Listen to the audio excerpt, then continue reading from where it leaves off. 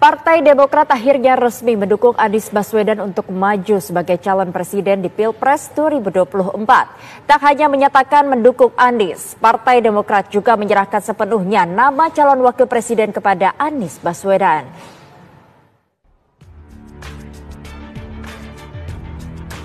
Akhirnya, Partai Demokrat resmi menyatakan mendukung Anies Baswedan untuk maju sebagai calon presiden di Pilpres 2024.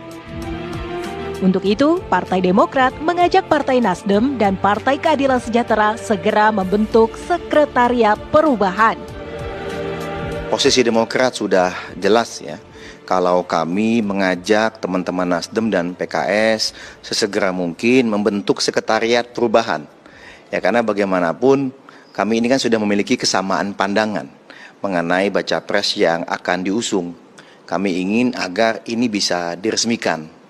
Ya, Mas Anies ini kan tokoh perubahan dan perbaikan. Herzaki juga menegaskan partainya menyerahkan sepenuhnya nama calon wakil presiden kepada Anies Baswedan. Kalau berbicara mengenai bacawa pres, wajar-wajar saja kalau misalnya masing-masing dari partai politik anggota koalisi ini memiliki aspirasi. Tapi tentu saja diskusi mengenai bacawa pres ini jangan kemudian malah menghambat pembentukan koalisi.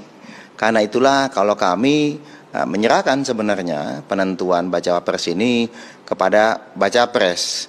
Kami berharap tentu baca pres ini memiliki independensi dalam menentukan siapa bacawa presnya. Jangan kemudian diintervensi ini atau ditekan-tekan. Hingga saat ini ketiga partai masih mencari sosok yang bisa mendampingi Anies sebagai calon wakil presiden. Partai Demokrat sebelumnya menyodorkan nama ketua umumnya Agus Harimurti Yudhoyono sebagai calon wakil presiden Anies Baswedan. Sementara Partai Keadilan Sejahtera menyodorkan nama kadernya Ahmad Heriawan alias Aher. Koalisi Partai Nasdem, Partai Demokrat, dan Partai Keadilan Sejahtera untuk pemilu 2024 sudah direncanakan sejak lama. Namun, hingga saat ini kongsi ketiga partai itu tak kunjung diresmikan. Untuk dapat mengusung pasangan capres dan cawapres di Pilpres mendatang, Partai Nasdem harus bergabung dengan partai politik lain dan harus mengantongi 20% kursi DPR atau 25% suara nasional. Koalisi perubahan bisa layu sebelum berkembang jika Nasdem, Demokrat, PKS tak menemukan kata sepakat. Namun, jika PKS dan Demokrat setuju, maka ketiga partai tetap bisa bersama dalam koalisi perubahan.